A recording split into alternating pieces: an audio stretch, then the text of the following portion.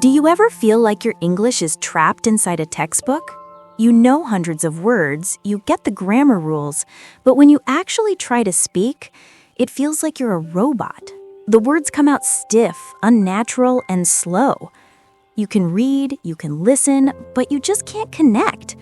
That perfect, flowing conversation you have in your head completely vanishes the moment you open your mouth, leaving you with awkward pauses in that frustrating feeling that you're not showing your true personality. That was my student Alex. For years, he was the perfect student on paper. He aced every grammar test, and his vocabulary lists were pages long. But in a real conversation, he'd freeze. He felt like he was performing complex math problems in his head, translating word for word instead of just talking to another person. He was so frustrated he was ready to give up completely. He started to believe that maybe, just maybe, he didn't have the gene for speaking English fluently. But then he found a method that had nothing to do with grammar drills or vocabulary lists. A method that wasn't about studying harder, but about learning differently. In this video, I'm going to tell you how Alex ditched the textbooks and used real-world conversations to finally become the confident, natural English speaker he wanted to be. His journey will show you that the key to unlocking your voice isn't in a book, it's out in the real world, just waiting for you to join the conversation. Section 1. The inciting incident, the wall of frustration. Alex's aha moment, or maybe his breaking point, didn't happen in a classroom. It happened at a casual neighborhood barbecue. A colleague had invited him, and he was determined to make it a success. He spent a week practicing. He reviewed conversation starters from his textbook, memorized phrases about the weather, and even rehearsed a few interesting facts about his job. He felt prepared. He felt ready. He arrived, grabbed a drink, and found himself next to a small group of people laughing. One of them, a friendly woman named Sarah, turned to him and smiled. "Hey, I don't think we've met. I'm Sarah. What a great party, huh?" This was it, the moment he'd prepared for. Alex's mind went into overdrive. Okay, textbook rule number 1, greet the person, state your name, comment on the situation. "Hello," he said, his voice a bit too loud, a bit too formal. "My name is Alex. Yes, this party is satisfactory." A brief, confused silence hung in the air. "Satisfactory?" Sarah repeated, a slight smile on her lips. Yeah, it's great. So, what do you do, Alex?" Again, the mental gears started grinding. She has asked about my profession. I must use the present simple tense. I am an engineer. He stated it like he was announcing a fact in a science report. "I work for a technology company. We design microchips." Sarah nodded slowly. "Oh, wow, that sounds complicated." She paused, searching for a way to keep the conversation alive. "So, do you live around here?" It was a simple question, but for Alex, it was another complex equation to solve. He knew the words, he knew the grammar, but the flow just wasn't there. He was so focused on being correct that he forgot to be real. He answered her question, but the conversation felt like a series of disconnected facts. Every time he spoke, he could feel the energy drain from the group. The easy, flowing chat they were having moments before had turned into a slow, painful interview with him as the subject. The final blow came when someone told a funny story about a disastrous camping trip. Everyone erupted in laughter. Alex understood the story. He even thought it was funny. But by the time he had formulated the correct response in his head, something like, "That sounds like a very unfortunate but humorous experience," the moment was gone. The group had moved on, and he was left standing there, silent, an outsider in a circle of friends. He spent the rest of the party on the sidelines, nursing his drink as a familiar wave of shame and frustration washed over him. All those hours studying, all those vocabulary apps, all those grammar exercises. For what? To stand silently at a party, unable to do the one thing he wanted to do most? Just talk to people. That night, Alex went home and stared at his bookshelf filled with English textbooks. He saw them for what they were, a collection of rules and lists that had built a perfect cage around his ability to communicate. They had taught him the what of English, but not the how. They had given him the ingredients for a cake, but no recipe. He realized the enemy wasn't his memory or his intelligence. The enemy was the method. It was textbook English, and the belief that knowing a language is the same as speaking it. And in that moment of pure frustration, he decided he was done with textbook English. He was going to find another way, or he was going to give up for good. That decision, born from the awkward silence at a party, was the beginning of his real journey to fluency. I'm going to teach you over 20 new English words with one crazy story. We are going to follow this little squirrel, Squeaky, who gets completely lost in a gigantic forest. This is his insane adventure to find his way home, and every step of his journey will teach you new words for places and feelings. Are you ready? Let's do this. Deep inside a massive green forest, a family of squirrels was living the good life. The trees were so tall, they basically touched the sky, creating a huge green roof over everything. That roof is called the canopy. Sunlight could barely get through the canopy, making these crazy patterns of light on the ground. The whole forest was buzzing with life. In a giant oak tree, the squirrel family built their home. A squirrel's nest is called a dray, and this one was built like a fortress. They wove twigs into a perfect, sturdy ball and lined the inside with the softest moss and grass they could find to make it unbelievably cozy. It was the perfect home, high up and safe from any danger. In this family was a father, a mother, and 3 little squirrels. The youngest one was Squeaky. Squeaky was small, but he had absolutely insane energy. He had a huge bushy tail that went crazy whenever he was excited, and eyes that looked at everything like it was the most amazing thing in the world. Every single morning, Squeaky's dad would go out on a mission to find food. He was a legend at finding the best nuts. Squeaky's mom stayed home, teaching the kids insane squirrel skills. How to climb trees at lightning speed, how to balance on the craziest, thinnest branches, and how to use their tails to send secret signals. She also taught them to always watch out for predators. Squeaky loved his life. He and his siblings would chase each other up and down the tree playing hide-and-seek for hours. Squeaky was a good student, but he had one major problem. He was unbelievably curious. If his mom was teaching a lesson and a butterfly flew by, he just had to follow it. If he heard a weird sound, he had to know what it was. "Squeaky," his mother would warn him, "pay attention. This forest is huge. One wrong turn and you could be lost forever." "Okay, mother," Squeaky would say, already staring at a shiny beetle. He loved his family and his safe, cozy dray. He couldn't imagine ever being away from them, but his curiosity was a ticking time bomb, pushing him to go just a little farther every single day. One afternoon, Squeaky and his family were looking for the biggest, most perfect acorns they could find. It was a contest. Squeaky was all in. He was running around, sniffing everywhere, finding acorn after acorn. He was so focused on winning that he wandered farther away from his family than ever before. He could hear them calling to each other, but all he cared about was the sound of leaves crunching under his feet. And that's when he saw it. It was the most incredible, shimmering blue feather he had ever seen. It must have come from a blue jay, and it was just sitting there on a bush, sparkling in the sun. He forgot the acorns. He forgot his mother's warning. He had to have that feather. He sprinted towards it, his heart pounding with excitement. But right as he got there, a gust of wind blew the feather away, and it started floating just out of his reach. "No! Come back!" Squeaky chittered, and he took off after it. The feather led him on a wild chase. He jumped through ferns, he ducked under branches, he wasn't thinking at all.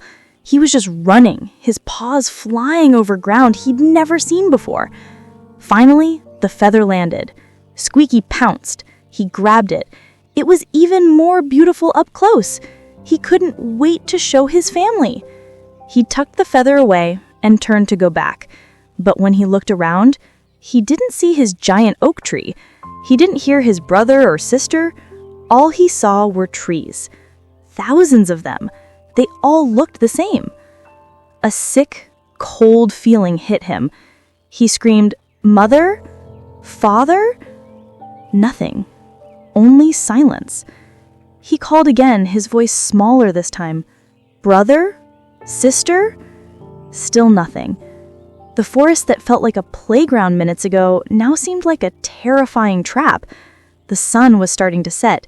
He was completely alone. Squeaky's giant tail drooped. He knew exactly what this feeling was. His mother had warned him. He was lost.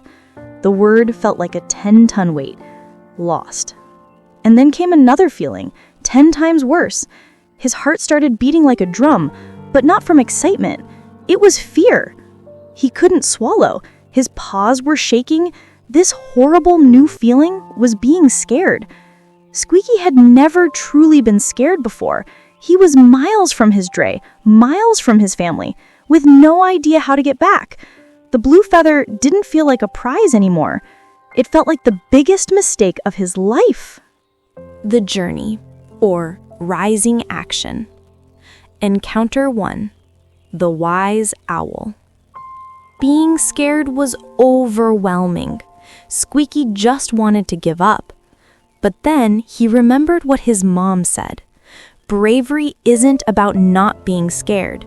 It's about doing something even when you're scared. Squeaky knew he had to do something. He had to get home. His plan: climb the nearest tree. Maybe from the top he could see his home. He scrambled up, digging his claws in, climbing higher and higher until he was at the very top. From there, he saw the forest spread out like a giant green ocean. The forest was vast. That was a new word. Vast means ridiculously, unbelievably big. The vast forest stretched out forever, and Squeaky had never felt so small. He couldn't see his home anywhere. His heart sank. It was over. He was feeling totally hopeless.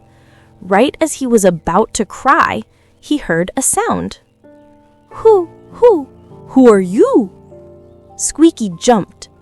On a branch in the next tree was a giant owl staring at him with these huge, calm eyes.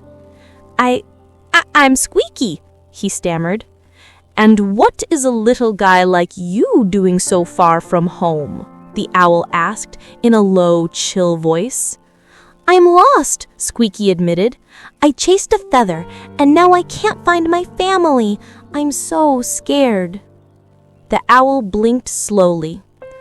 "Curiosity can lead you to amazing things, but it can also lead you right into a trap. You got to be more cautious." Squeaky's ears flattened. "I know. Can you help me? I live in a giant oak tree." The owl looked around. "This forest is vast," it said. "There are thousands of oak trees, but maybe I can give you a clue. I live in a really, really old tree, an ancient tree." "Ancient?" Squeaky asked. "Ancient means older than old, older than your grandfather's grandfather," the owl said. "My home is an ancient oak that has a massive hollow in its trunk." The owl puffed out its chest. "A hollow is a big, empty hole inside a tree.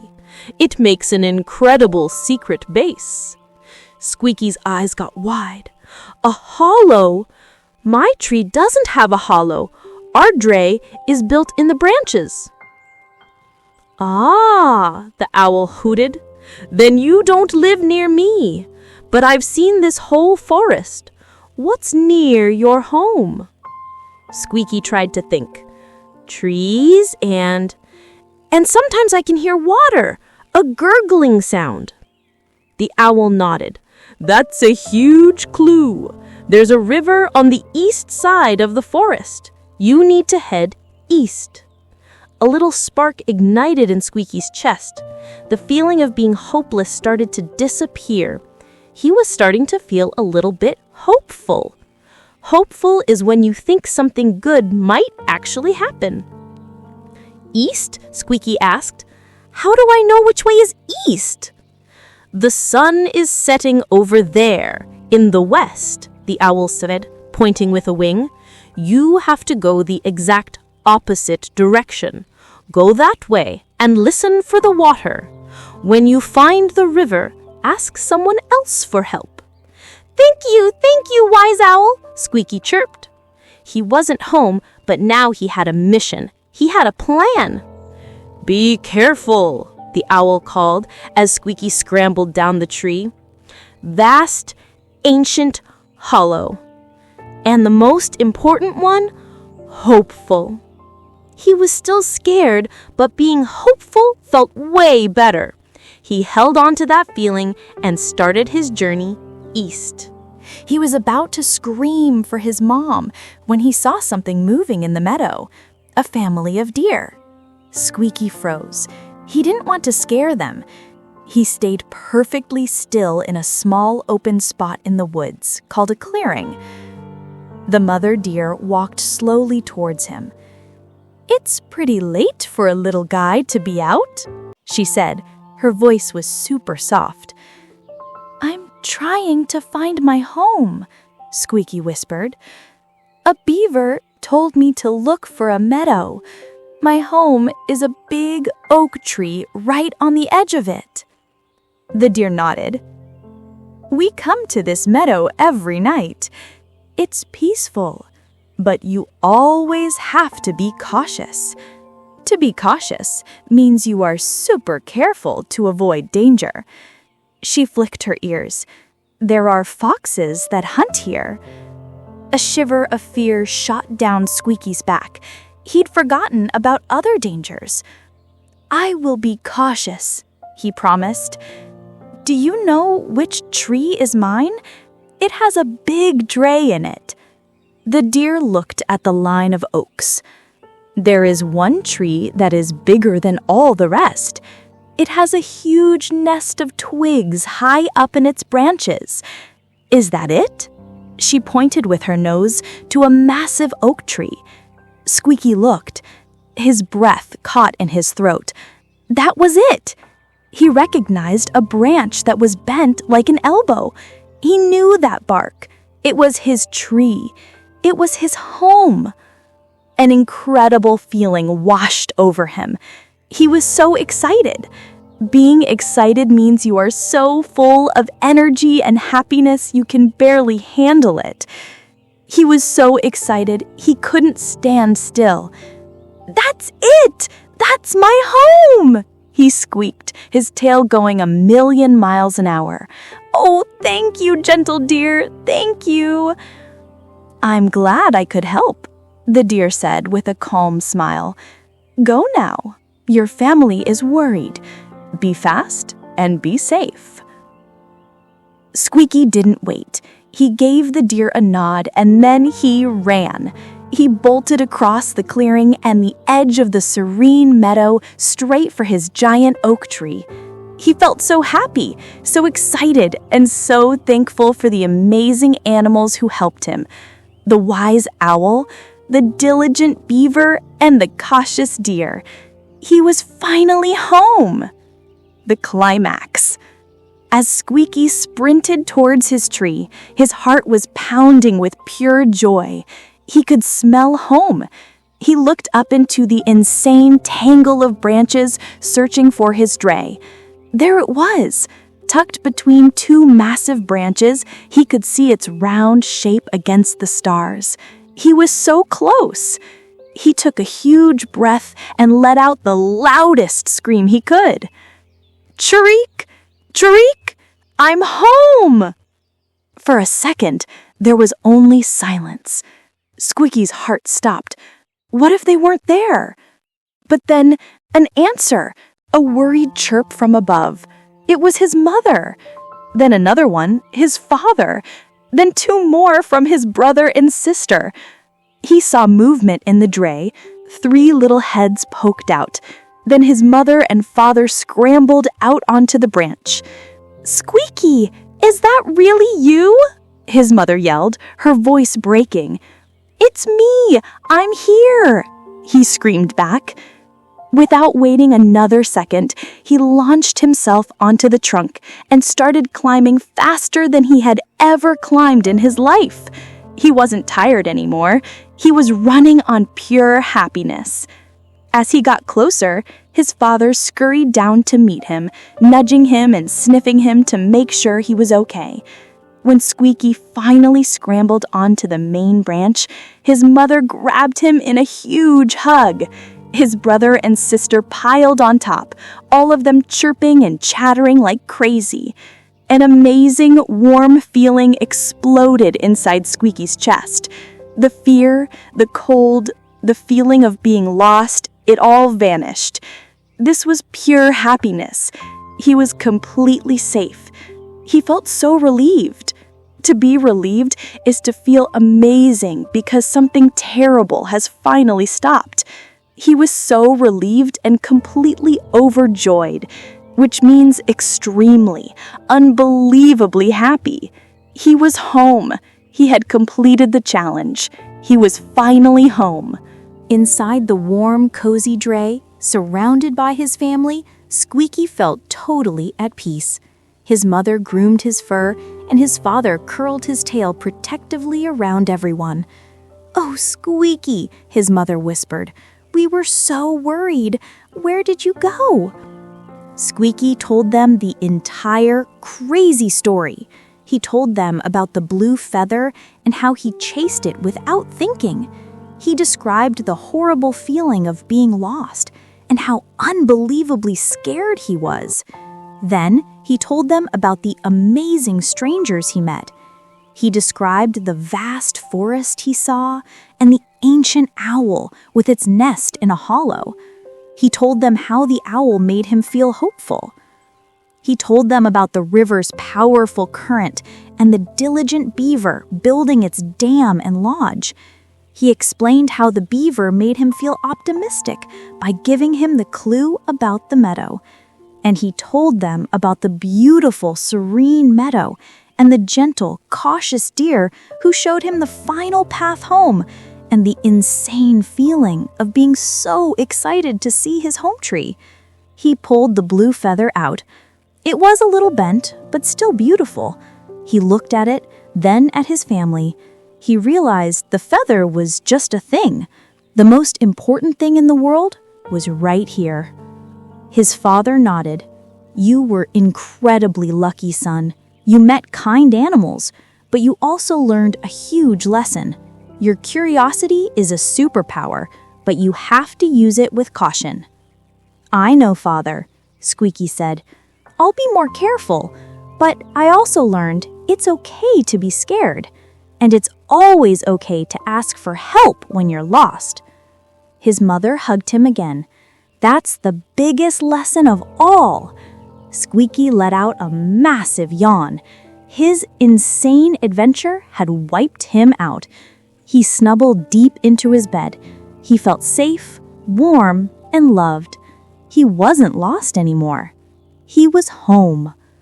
And as he fell asleep, he knew he would never forget his big adventure or all the new words and feelings he learned. Vocabulary recap. That was an insane adventure. And look at all the new words you learned. I'm going to say each word, repeat it after me. Let's go. Let's start with the places. Canopy, the giant leafy roof of the forest. Canopy. Dray, the name for a squirrel's nest. Dray. Vast, something that is unbelievably huge. Vast.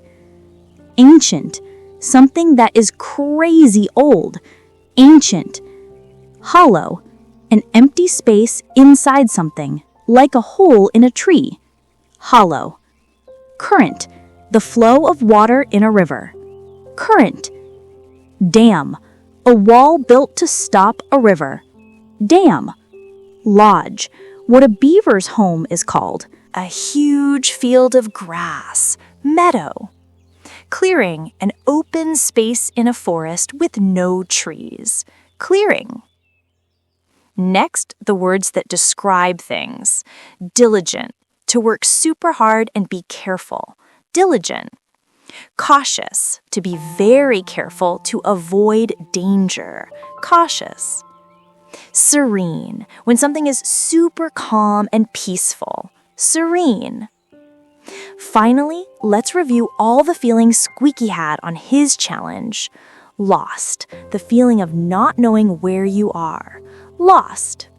Scared, the feeling of being terrified. Scared. Hopeless, feeling like it's game over and nothing will get better. Hopeless. Hopeful, the feeling that something good could happen. Hopeful. Discouraged, losing your confidence and wanting to give up. Discouraged. Optimistic, feeling super hopeful and confident. Optimistic. Excited, feeling crazy happy and hyped about something. Excited. Relieved, feeling amazing because something bad finally stopped. Relieved. Overjoyed, the feeling of being extremely, unbelievably happy. Overjoyed. Incredible job! You just learned a ton of new words. Squeaky's Insane Challenge teaches us that curiosity is amazing, but you also have to be smart.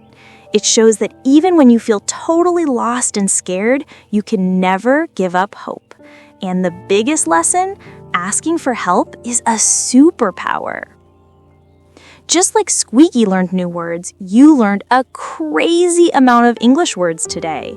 Learning a new language is like exploring a vast forest. Sometimes you might feel lost, but every story and every word you learn helps you find your way. Keep practicing and keep exploring. If you enjoyed this story and want to learn English with me, smash that like button and share it with your friends. And you have to subscribe to our channel and click the notification bell because you have no idea what crazy story we have coming next. You do not want to miss it. Thank you for watching. We'll see you in the next video.